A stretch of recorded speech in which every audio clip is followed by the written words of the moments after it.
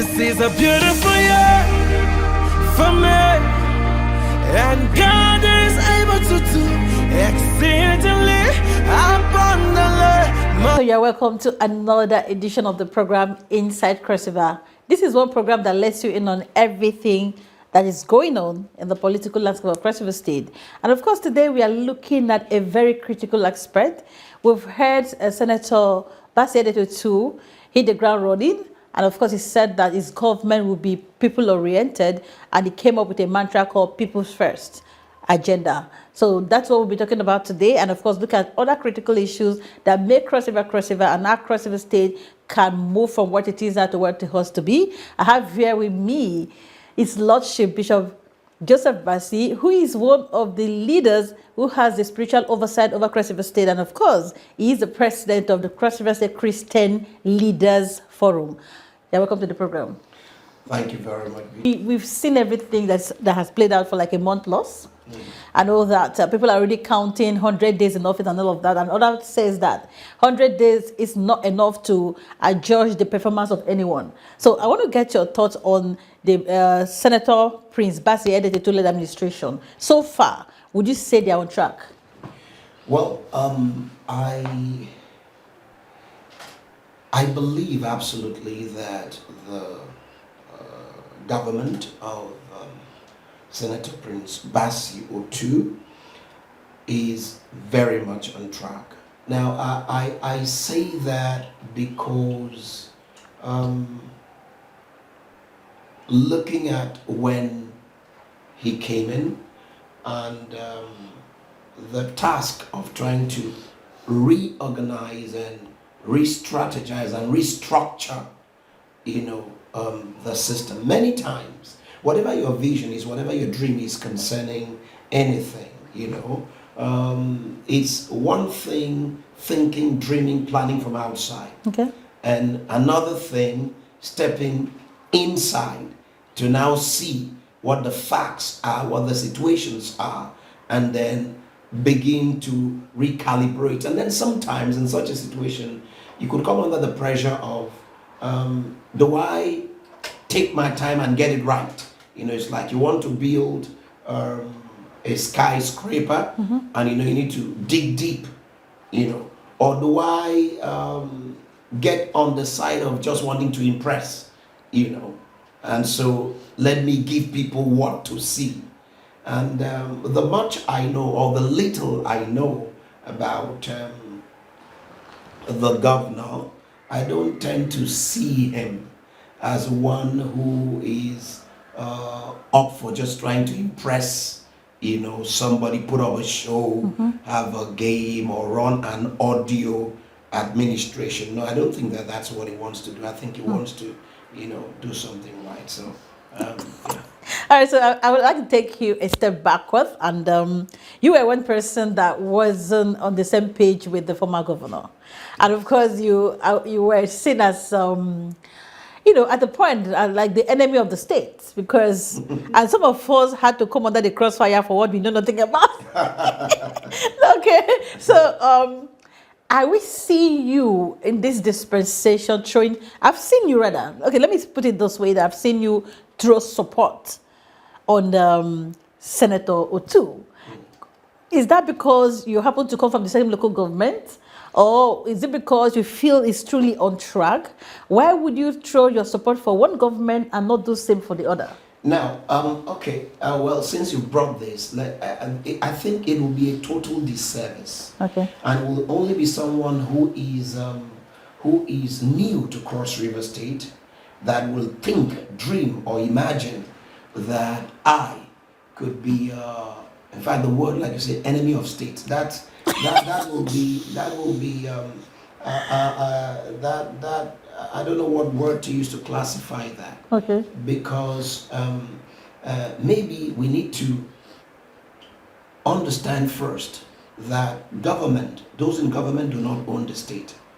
The state is owned by the people. Okay. We own the state. Okay. And so the other thing is understanding that anyone that is in government is there to serve the people. Sure. And that the highest office in the land is the office of the citizen. not the office of the governor or anybody for that matter. So I think first that needs to be understood. But then I have spent the last 40 years of my life or thereabout, crusading for the good of Cross River State. That's what I've done. Cross River State is part of my prophetic covenant responsibility. I began to agitate to invest my time, energy, and resources for the good of Cross River State when I was not even a pastor. So we've come a long way. There has been no government, in the last couple of decades that we haven't interfaced, that we haven't been involved in one way or the other. And I don't think that I need to begin to talk about me because I would say I'm amongst my people and they know who I am, what I stand for. I'm a person of my conviction. I'm a person of my conviction under God. So I'm not that person that anybody, you can't get me to do what you want, how you want. I don't play. Okay, so my next question now. No, let me, because what you're saying now is what simply happened. Because even the previous administration that you're talking about, I remember, now before you get to the previous administration, there was a Donald Duke administration. Sure. Before the Donald Duke administration, we did have, Kizito Ota, we did have Clement Abri, we did have, and all of those administrations, I had one role or the other to play, and there is none of them. No governor has sat on the seat of Cross River State, at least in the last couple of years, that we've not had some relationship of sort. So even when Ayade came on stream, and what do we say? We simply said, he does not deserve a second term, which, number one, is an opinion which I am entitled to based on my facts, my own judgments, my own, and that, how does that make one an enemy of state? So that leads me to the next question. Now, I know that. So now let me talk about, because you've talked about, is it that Prince Otu is from? No. Let me tell you something about Prince Otu. Now, just like we talk about Cross River State, I'm not a stranger, I didn't just come. The state is small. From Bassey to Obanliku, everybody knows everybody. And if you don't know the person directly, you are just one phone call away or two phone calls away from the person. If you say, this person, who is he? So everybody knows everybody pretty much so, if you want to. So now, Prince Bassey Edet has been around for a while. He's been, apart from growing up in the land, going to school, he's been a House of Rep member, he's been a senator. So he has some antecedents. And I want to tell you my personal opinion of Prince Bassey Edet and one of the fundamental reasons why until maybe I find reason or he proves otherwise or the facts prove otherwise, Now, these are my facts. Number one, through time, I found Prince Bassey Edet by the opinion and testimonials of people around, to be a man who genuinely loves and cares for people. Genuinely. Now, I am here, and like I said, he hasn't done anything for me. In fact, I have something that some people call pride, or all of that, I relate with people in power and I tell them that, look, I won't want anything from you till the day you leave office. Self-respect. Now, I do that. Now, why do I do that? I do that because, look, I consider the responsibility on me is enormous. I consider myself a conscience of the state. I should be able to speak at any time from the point of my convictions, not because of anything, So if God puts you in a place where you know that, look, you are a custodian of the prophetic destiny of Cross River State. You're in a place to provide guidance. You must at all times, as God grants you grace, do everything to protect it. You understand what I'm saying? So when I speak about him being a man that loves people and that cares for people, it's from abundance of testimonials that we've had over the years. As pastors sit in the counseling room, I think apart from government, in fact, the kind of things that we get to deal with as pastors, many people in government do not deal with them, because the truth is that on a daily basis, the community resort to the church, to the pastor. Oh, my school fees, my this, my child is sick, this one and that one and that one. And as you interface, so I had this issue, this person helped me, this happened, that happened. That's on the one side. On the other side is that he has shown love for the state. He's a man that loves the state and would. Now, what makes the difference? Because what I'm saying now, someone else could say, well, every other politician does the same thing, they care for people. No, here is the difference. The difference is that much of what we get to hear, I've gotten to hear in the last 15, 14 years or so about Otu, never comes from Otu, never comes from his media. It is the people, the direct beneficiaries. So it's not something that somebody did for show, not something that was done to score a political point, but it's something that a person does as his default nature, and not even something that somebody does because he's looking for a position, because he's had a period of time that he's been out of power and all of that. But did that change? Did his nature change? Did he shy away from that because he wasn't going for anything and all of that? Now, these are my observations. So he loves people, he loves the state, and that for me is the fundamental basis of my confidence and hope that if indeed from the depth of your heart you love Cross River State, and from the depth of your heart you love people, and you demonstrated so when you did not have this level of platform, then we expect that having found yourself here, you should be able to then do much more. All right, so if you're just joining us, the program is Inside Cross River. Now, I want to get to ask you this specific question. Yes. You've said a whole lot about the people-oriented nature of the governor of Cross River State and all of that. But my question now is, if by some default, or maybe in the future, it gets it wrong, will you still be able to tell him the truth the way you told the immediate past governor? Okay, let me tell you something about, let me tell you the difference. You see, leadership is not rocket science. Okay. Nobody comes on leadership and begin to act like he knows everything. Everybody will just know that you're getting it wrong, because leadership is not rocket science. There are principles, there are laws. So when anybody is violating those laws and principles, those that know will know that, look, something is wrong here. Speaking truth to power is something that anybody close to power owes power in the best interest of the person concerned and the best interest of all. Now, the only time where you find yourself having to step out and begin to speak, like it happened with the last administration. And let me tell you what happened there. It was that one tenure was over and we're about to have a second term.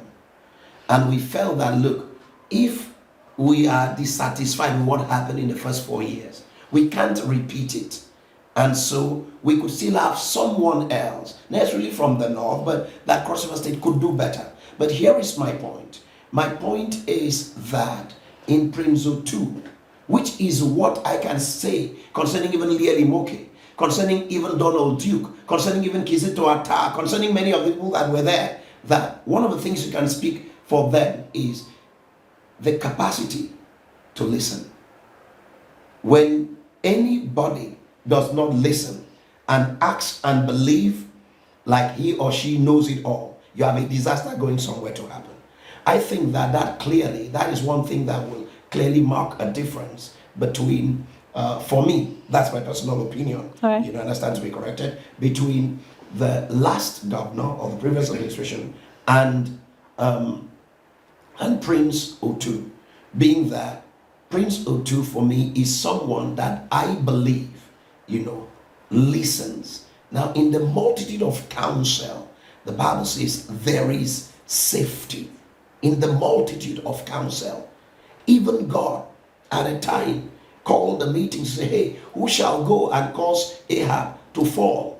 And had a meeting.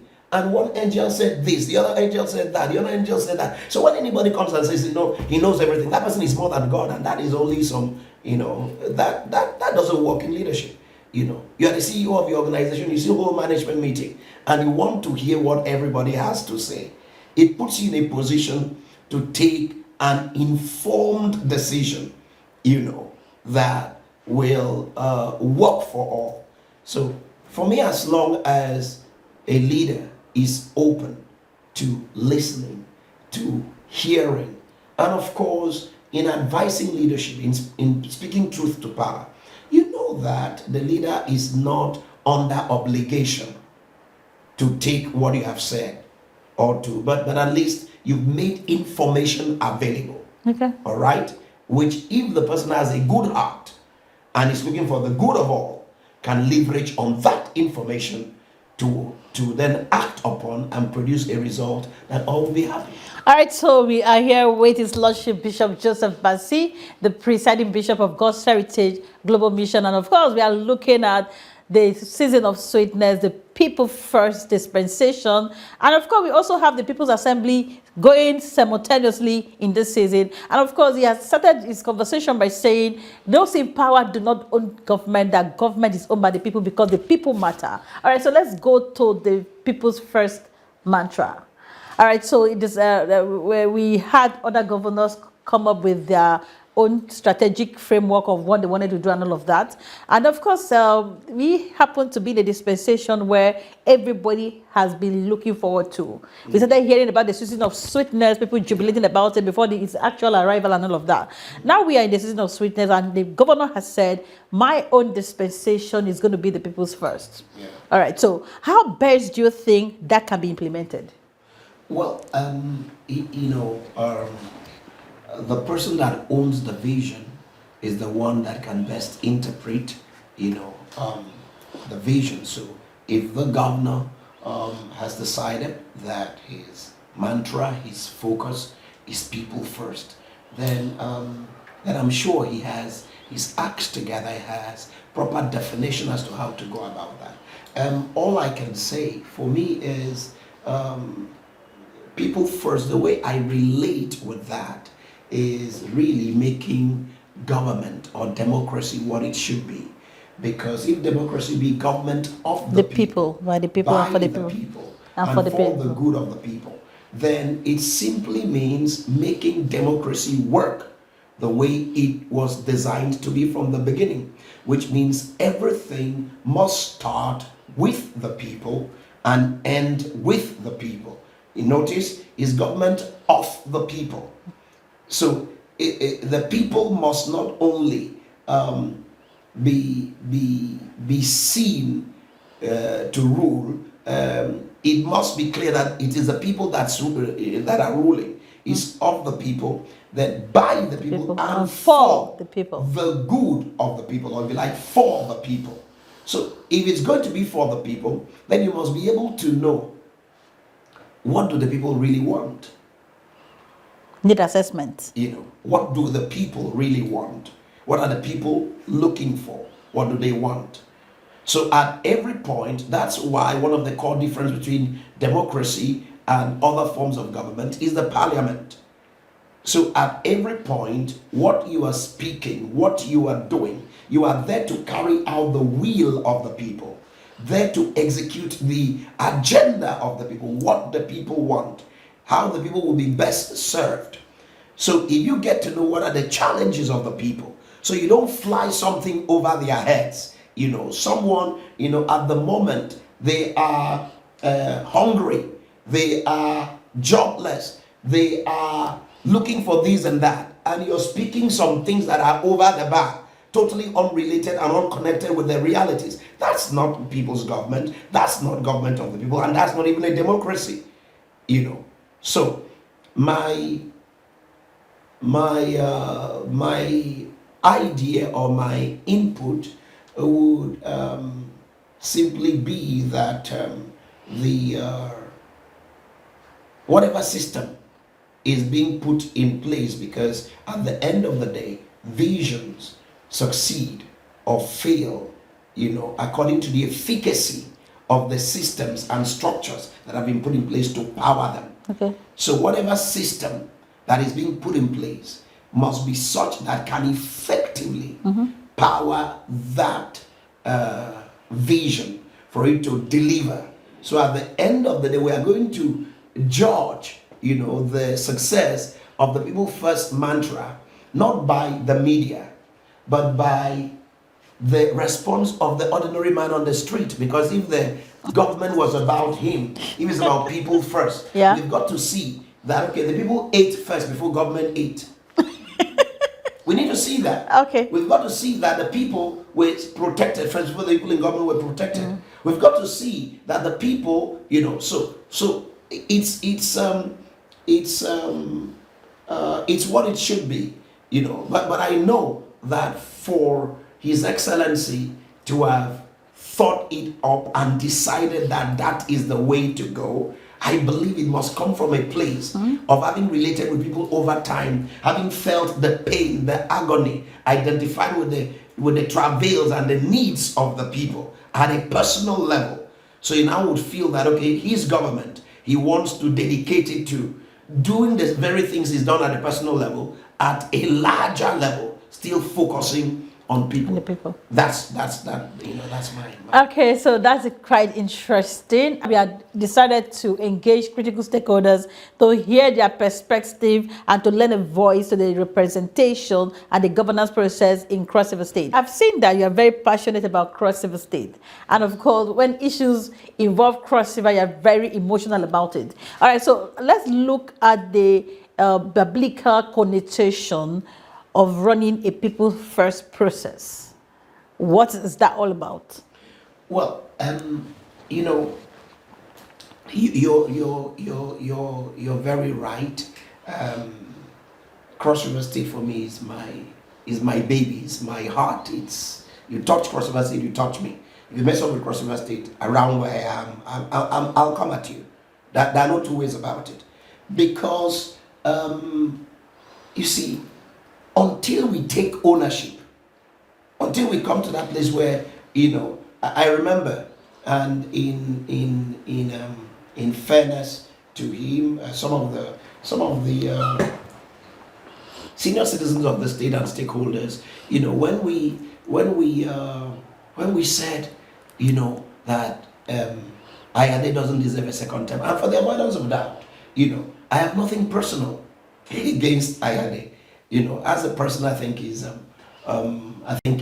a great guy as a person. But we're talking about the state, talking about government. So I remember some people who reached me and said, "Oh, your lordship, it shouldn't be you. You're considered a friend to the government, and if anybody's having issues, at least not you. You're a phone call away." Now that's like saying, you're okay. You don't have issues. So if there's a problem with the state, you should be able to turn a blind eye because it's not affecting you personally. Did you understand? That for me, that's how I interpreted it. Because if something is going wrong with the state, something is going wrong with all of us. Yes, it's going wrong with all of us. Okay. Some of us do not know the battles we had to fight. If growing up, going to school, secondary, and then university, and then you're outside the state, and you find people try to make a mockery of your state and your people, like, you take it very personal, and you believe that in your lifetime, the state, the status quo must change. It must bequeath to the next generation something that is better than what you've met. A Cross River State that can be proud of. Cross River State, when you say I'm a Cross Riverian, wherever you mention that, it should be synonymous with something. That's what it should be. Right. And so, talking about the people first mantra, as it has to do with the biblical connotation. Now, first, I want you to know that every land, every people have a corporate destiny. Okay. Now, you cannot effectively lead a people without first knowing what the corporate destiny of that people is. You must know it, because even as His Excellency pursues the people's first agenda, I think it's instructive to understand who are Cross Riverians. When we say we are Cross Riverians, who are we? And we must think Cross River State, not Bekwara, not Ejagam, not South, Central, or North. I'm talking about Cross River State. We must think Cross River State. So who are we? What is it that defines? What's the one thing that we should say, okay, this is who we are. This is what we all agree on. This is one common denominator, about us. Now, Cross River State, we are a people that are destined from the beginning to be trailblazers. Okay. To chart the course, to take the lead. And that is something that by the time you begin to look into our history, you realize that our forebears were able to achieve that. So you now find out that we keep talking about yesterday instead of talking about today and tomorrow. We keep pointing to, we were first this, we were first that, we were first this, we were first that. But that talks about a destiny. That talks about our rightful place. So if it is the portion of the people to be trailblazers, then it follows that whatever we are going to be doing must also be such that looks at helping the people first to know what I call the Cross River Dream. The Cross River Dream is you being able to say, I'm a Cross Riverian. I don't come, I come second to none. Not from a point of pride, not from a point of arrogance, but from a point of not settling for mediocrity, not settling for average, a point of not even running about with an entitlement mentality. Realizing who you are is the very first thing. I'm a Cross Riverian. Now, most of those are forebears that we talk about, that were first this, first that. It didn't come by communal effort. Some of them, there was nobody propelling them and encouraging them. But there is something, because those who don't learn from history, become victims of that ignorance. There is something in a Cross Riverian, a true Cross Riverian, that makes him yearn and aspire for the best. Okay? Now, when that thing is not properly fed, the flip side is what I don't like. You could find people who want, their best life, their best of things, without wanting to put in the work. Because even though they are not putting the work, they still have these tastes for the very best of things. And that's wrong. All right? So, the people first mantra for me from the biblical perspective is you being able to see the average Cross Riverian, the Cross Riverian, as a type of the Jew, the Jewish people, who their strength is not in their number. No. Their strength is in, number one, their consciousness of who they are, what they stand for, and then putting in the work required. So it doesn't matter where you find them and where they go, they stand out. So for me, that's Okay, that's interesting. So we're still on the program Inside Cross River, led to you in on everything happening in Cross River State in the political process. Anyone listening to us, the first question they want to ask is, having known as leaders of faith who have the oversight over the landscape. And then, of course, there was something, maybe if something goes wrong in the governance process, isn't that supposed to be a responsibility to either maybe ask for a courtesy call or something and try to talk to the whoever is at the helm of affairs directly? Now, I keep bringing back the issue of the previous administration and the scenario that played out, so that people wouldn't say that they are playing double standards. Okay, so were you at any point in time able to, maybe try to meet with the former governor? And having said that, to get it right with the people's first process, you must first of all understand the corporate destiny of Cross River State. Now, are we also going to be looking forward to see you and the Christian Leaders Forum able to maybe interface with the incumbent governor in the days ahead to ensure that it gets it right? Now, as a leader, would you say categorically that you've done your part before castigating the process? Well, I think I want to use this opportunity to appreciate all the people who have laid down their lives for us to have Cross River State. Okay.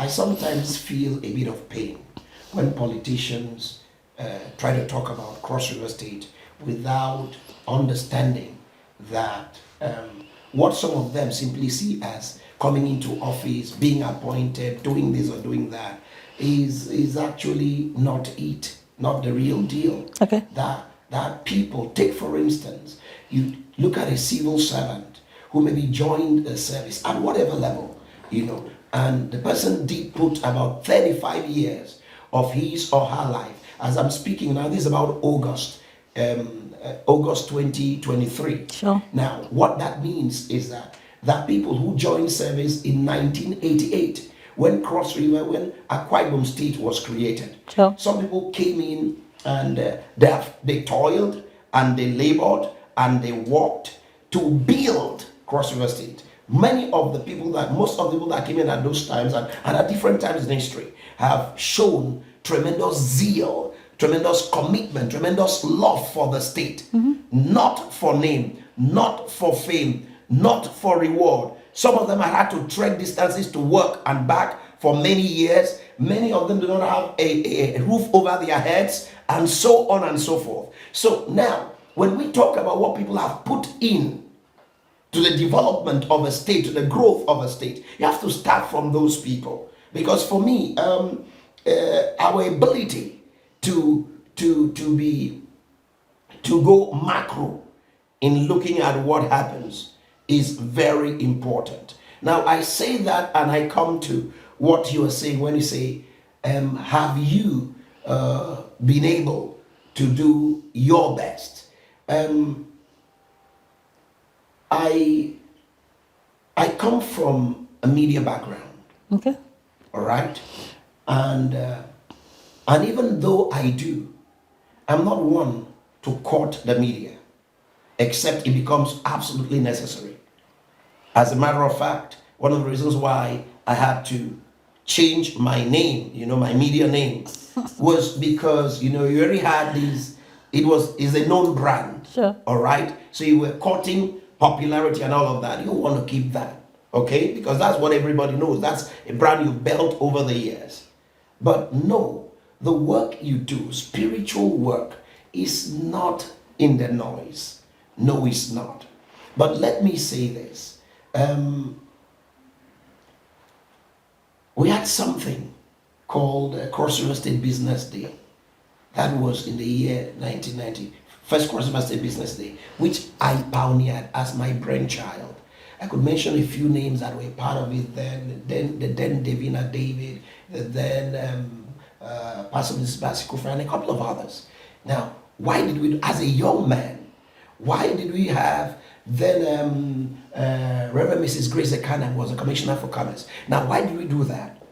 It wasn't I remember how we toiled, we'll save money and just try to package it. There was nothing we were looking for in return, but it was just trying to let people know that things can work in Cross River State, because you were raised to think and believe that, oh, Cross River State is a land that nothing works. Every business that comes goes down, and so on and so forth. So, but we realized that, look, you had at least 1, 2 businesses that were still working at the time. We still had like the flour mill, we still had the system metal, we still had a couple of things, and it was trying to call attention. I'm talking about a passion, because when we talk about Cross River State today, it didn't start today, it's been our life, Now, we run Miracles in Calabar Crusades, or the Miracle Crusades, right? Miracle Crusades is a meeting that we hold, and the whole idea is twofold. I mean, there are twofold things to it. Number one is, engaging the supernatural so that God could minister to the needs of the people. So we come for the crusade, you see the things that happen in the crusade, blind I see, them walk out of that. We thank God for that. But the flip side is, part of a burden that miracles, God will raise men and women who become miracles in their land. So you see us take it through, like we have miracles in Ogoja. I don't know if you remember, we have miracles in Ogoja. That's for the northern senatorial district. Miracles in Ugep, which was for the central senatorial district. We even had miracles in Akampa for the southern senatorial district. Then we have the one in Calabar, which was, for the entire state. Now we've done that over the years, and at very personal cost, and then maybe some of our partners. You understand what I'm saying? Now, we've been hosting. Now I'm talking about the external things that you can see, because now we begin to talk about the internal engagements, how many times we pray and carry out spiritual exercises for the state. That's not something for the media. You're only doing your job. That's what you're called to do. So we are not expecting, we don't come out and say, even as a pastor, I'm one of those pastors who will not tell my member, oh, I'm praying for you, because that's what I should be doing. So I pray. Do you understand what I'm saying? Except there is something something outstanding that it now becomes necessary to maybe have to talk to the person and give the person counsel or something. Otherwise, you do your job while others do theirs. So we've done that over time. You had Cross River State Christian Leaders Forum have been organizing and hosting at the end of every year, at the beginning of every year. We have, the annual Thanksgiving for the state, where you rededicate the state to God and invoke the blessings of God. And we gather everybody, and it's a feast of blessing for Cross River State. Okay. It's a feast of blessing. And it might interest you again to know that we ran that effectively for about 16 unbroken years. Sure. Unbroken. At personal costs. So, what are we saying? There are many things that go on. By the time there are no double standards. By the time you now say this is this, you're talking from a point of, look, this is my thing. It's a thing that we've laid down our lives for. We can't be alive to see anybody just mess it up.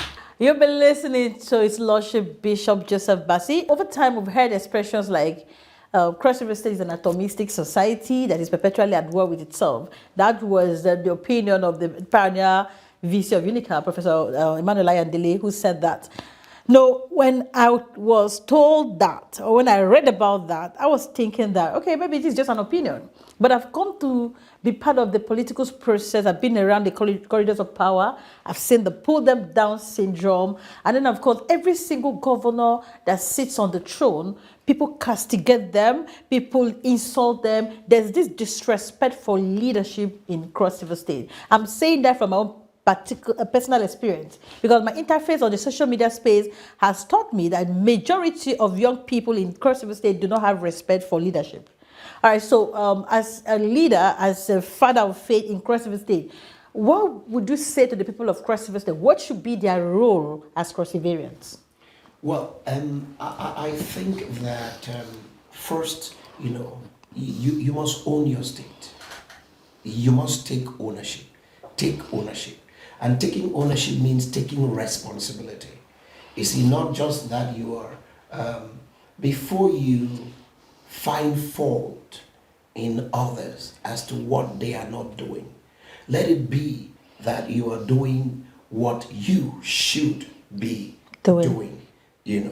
Now the frustration comes if two of us are to do something and I'm doing what I should be doing and you are not doing what you should be doing, you then frustrate me, because it means that what I am, I'm doing what I should be doing, but I'm not getting the result I should be getting because you're not doing what you should be doing. So everybody, must work together, okay, to make sure that it goes forward. But that is also where the issue of all of us being clear as to the direction we are going comes into play. So we can push in the same direction, Now, talking about the issue of castigating leadership, that for me will be very unfortunate, but is also, expected in a democratic environment. Because when you say it's government of the people, what makes the job easier? I think that while we seek to give the people an orientation, it's also important for the leadership to have an orientation. The orientation of leadership in Nigeria, in most African countries, is still that of the imperialists, the colonial masters, monarchy, and so they can't relate with the fact that they're supposed to be servants of the people. So when the people who happen to be their masters speak, you find leaders respond in a way that is condescending, as to think that, okay, oh no, these people are beneath me, I am the boss. No, you have a mandate of the people to represent them. Right. So if that orientation is there both ways, and then now the people need to also know that in channeling, democracy also doesn't mean that just anybody can talk to anybody anyhow. No, that's not what it means. It also means that if you have elected representative that in the House of Assembly and you are aggrieved and you have an issue, then you should expect, there are channels of communication that you should be able to pass that on. I believe we can disagree without being disagreeable, because that's when it will make sense. I believe we can attack issues without attacking persons. Sure. I believe that we can communicate, because many times it is the dearth of communication that creates problems. If people have expectations, it's like, okay, you're supposed to you're expecting someone, and there's an appointment, that person's supposed to meet you at a certain time, and then the individual on his or her way ran into a situation but did not communicate. Right? Now, that absence of communication leaves room for all manner of things, for assumptions, for guesses, for offense, and all of that. Whereas, sometimes when the person gets to know what the actual issue was, is, oh, I didn't know, I'm sorry, so how did you cope? So communication creates understanding, which is why effective communication is key. But for the pulling down syndrome and people attacking people at the top, it's an orientation thing which must be addressed. But I am skeptical, because the way the world is now and what the social media has done, and is that you tend to find a culture of rudeness, and impoliteness in social media engagements becoming a trademark of a particular generation, which on its own point to maybe some form of failure in upbringing, in what we are doing even in our schools, collapse of values and all of that. And I dare say it's also not unconnected with maybe the fact that, I'm talking generally now, Nigeria, Sure. It's not also connected with maybe the fact that in the last couple of years, there has been a lot of hardship and so on and so forth. So when people are hungry, people are suffering, they actually get angry and they don't really care about who you think you are and all of that, because they are dying. That's actually it. So there's got to be a way, I think, that all of these go together. We'll need to try to balance it out. Yes. All right, that's interesting. Very, very interesting. And I want to get your own picture of Cross River. I want to get your own thoughts on what the Cross River state of our dream is supposed to be like. Yeah, I think the moment we think this, let me tell you what I think. If now we say the entire, the 36 states, and Abuja should learn from Cross River State. The moment you think so, if that becomes your idea, it will change what you do and how you do it. Okay. Which means you're going to immediately, put yourself in a position which you don't do anything that is shoddy, and that it's not always about money. No, it's not. No, it's first about vision. Number two, the will to do the right thing, and number three, the capacity to drive, to create the process and drive the process. Some of the things that I hear is taking place there, the civil service plays, is the engine room. It's the defining thing of governance, all right? But when the service is totally destroyed, and not only is it destroyed, it is also that you have people who join the service and what they meet is a mess. So what they are learning, what they see as standards, as values, is nonsense. So they learn nonsense, and hold on to it as what it should be. I'll give you my mind on this. I saw something on a platform, recently, where I think just this afternoon, a particular platform where somebody said that a particular governor or a particular state has said that no commissioner should appoint aides outside of the civil service. Some people on the platform were saying, how is this going to work? And I didn't make a comment, but I was appalled at the ignorance, because they should have known that from the beginning it was so.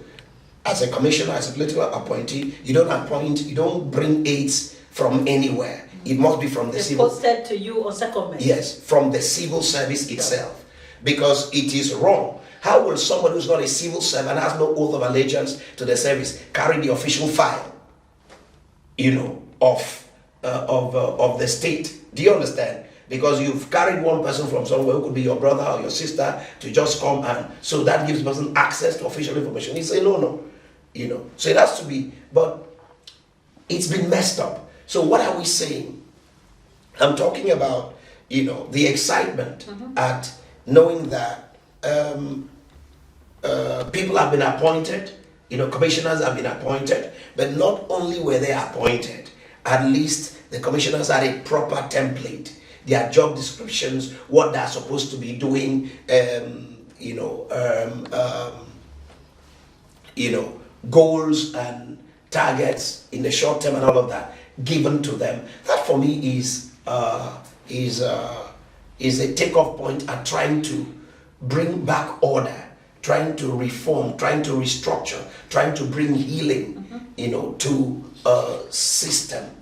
But I believe that in the days to come, there many more things. I'm trying to, Now, well, in a nutshell, what Yes. is your own definition of the Cross River State of your dream? The Cross River State of my dream is that state that is, number one, the standard bearer. Okay. The standard bearer for all states. And when we say standard bearer, they are things that are synonymous with Cross River State, which we must put back in place. Number one is excellence. Okay. Excellence. Okay. Cross River State is to teach the nation Nigeria and the world excellence. Okay. And that's something that we need to do. That will cut across every other thing. And if you achieve that, wherever excellence is in place, it attracts. So if you achieve excellence, becoming a destination will naturally happen, And not only so is how to put the laws, the regulations, and the supervisory agencies and everything to make sure in whatever we do, details, excellence. And excellence is both, it must be in all things, both in character, in words, and in deed. Do you know people back in the days, one of the things that you will trust a Cross River area, for one of the reasons why you give them jobs was that you knew that they were people of integrity. Sure. They're renowned technocrats, they give attention to details, they'll do it well, they'll get it right. They're not people to cut corners. They're not anyhow people. Right. So we need, and then they are highly contented people. Yes, they are very contented. They were a breed of people that, in fact, is their contentment that some people sometimes mistake for pride. But they were very contented. They are not people who will, want what they cannot reach. Mm-hmm. They cut their coats according to their sizes. These are some of the core values, the things that define Cross River State, which we have lost, which we need to recapture and put back in place. And if we do that, then I'm sure that we'll have a different state to talk about. All right, so that's interesting. We're looking at mindset reorientation and, of course, getting to know core values in Cross River State as Crossivarians. That's why they say, as a Crossivarian, always put your best foot forward. And that's the reason why today we decided to have this conversation to get to know the basic things about Cross River State from the standpoint of his lordship. Of course, Bishop JOSEF Bassey, the presiding bishop of God's Heritage Global Mission, and he has said a whole lot. I'm very excited to let everyone out there get to have this information, because as Crossivarians, there are certain things we need to put back in place, and certain things we need to take into consideration for us to move Cross River State from where it is to where it wants to be. And before you go, what's your basic message, your specific message to the people of Cross River State out there? Well, it can only get better.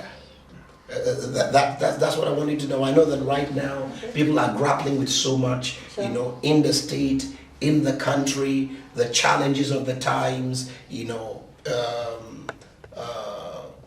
but it will get better. It will get better. I'll encourage you to get into God. It's important. Get into God.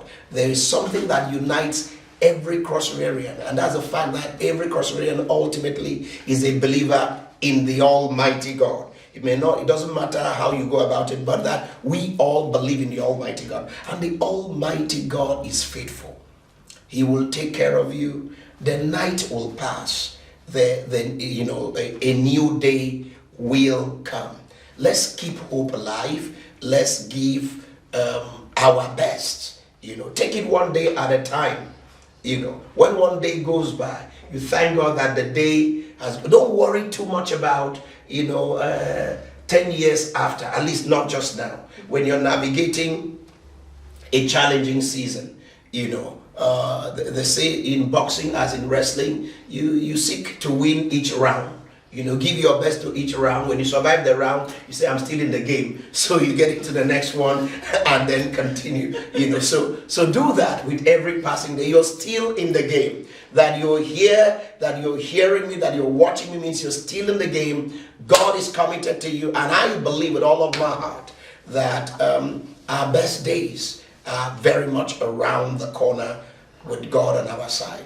All right, so that's thought-provoking. I'm totally excited to be part of this process. This interview has changed my perspective to so many issues. Like I said to all of you out there, let us support the Senator Prince Bassey Edet to lead administration. We are talking about being in the season of sweetness. There are basic requirements to effectively be in the season of sweetness, and beyond that you have a role to play as a Cross River. I keep telling you people, I keep saying it to all that cares to listen, that building a Cross River state of our dream requires a collective involvement, and for us to move forward we have to be on the positive side. This is not a time to be reactive, it's a time for us to be proactive by supporting the process. I'll see you some other time, and the program remains Inside Cross River. I will get to tell you everything that is happening in the state, even those things that happen while you're sleeping. I'll see you some other time. Bye-bye. Many years have come and gone, and I'm standing on my feet. Not by power, not by might, but by the Spirit.